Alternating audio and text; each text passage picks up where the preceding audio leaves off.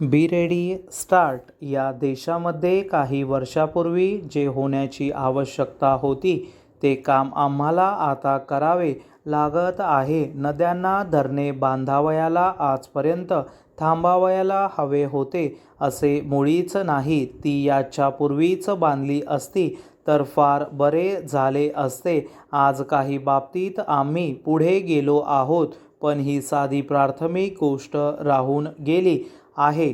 पावसाचे पाणी अडवून धरले पाहिजे ही किती सामान्य गोष्ट आहे. देशाची संपत्ती कोठे आहे? देशाची संपत्ती सरकारच्या खजिन्यात नाही, श्रीमंतांच्या बँकबुकातही ती नाही. देशाची संपत्ती जी आहे ती परमेश्वराने, सृष्टीने व निसर्गाने देशाला दिलेली आहे. आपल्याकडे जी नैसर्गिक साधने आहेत त्या साधनांमध्ये देशाची संपत्ती साठवलेली आहे. हा विचार यापूर्वी आमच्या देशामध्ये उत्कटतेने व तीव्रतेने कधी कोणाच्या मनात आला नव्हता आणि त्याचा वापरही केला गेला नव्हता. आज तो विचार प्रथम आलेला आहे. परिच्छेद: आपल्या देशामध्ये एका एकरामध्ये 5 मन धान्य यावे आणि रशियामध्ये मात्र एकाच एकरात 25 मन धान्य यावे. याचे कारण काय? रशियन माणसाला परमेश्वराने जास्त अक्कल दिली आहे आणि आपल्या माणसाला काय कमी दिली आहे? रशियन लोकांनी त्यांना निसर्गाने दिलेल्या साधनांचा जास्त चांगला उपयोग केला, आम्ही तो केला नाही, असा त्यातला खरा प्रकार आहे.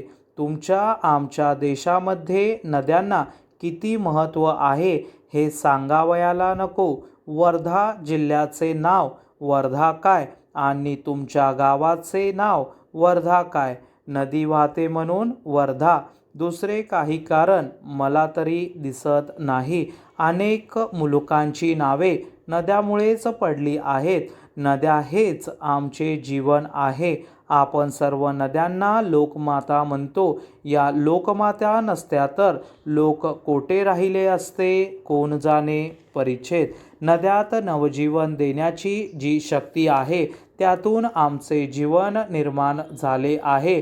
पंजाबला पंजाब का म्हणतात माहीत आहे? 5 नद्यांचा मुलूक म्हणून पंजाब.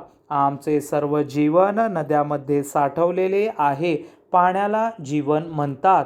या जीवनाकडे आजपर्यंत आपण दुर्लक्ष केले ही पहिली मोठी चूक या देशामध्ये झाली आहे. आज आम्ही जागे झालेलो आहोत. आज प्रत्येक गावात गेल्यानंतर सांगतात की पहा, आमच्या गावाशेजारून एक नदी वाहत आहे. जणू काही नदी वाहत असल्याचा आजपर्यंत पत्ताच नव्हता. आता लोकांना जाणीव झाली आहे की या देशामध्ये पावसाचे पाणी पडते आणि नद्यातून वाहून जाते, ते थांबविले पाहिजे. आम्ही यापूर्वी जी चूक केली ती आता दुरुस्त करावयाला लागलो आहोत.